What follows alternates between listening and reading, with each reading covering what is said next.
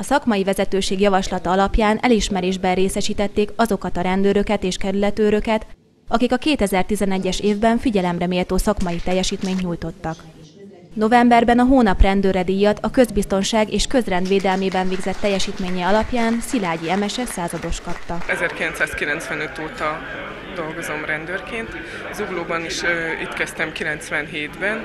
Pályafutásomat 1-2 év kivételével végig itt szolgáltam. Most a BRFK 14. kerületi rendőrkapitányság bűnügyi osztály gazdaságvédelmi alosztályán nyomozok, illetve vizsgálok. A tűzvédelem, az életvédelem és a műszaki mentés területén végzett kiemelkedő eredményéért az októberi hónap tűzoltója címet Tóth István tűzoltó-főtörzsőrmester vehette át. 1999. december 1-én lettem tűzoltó, és nagyon régóta készültem arra, hogy én hivatásos legyek.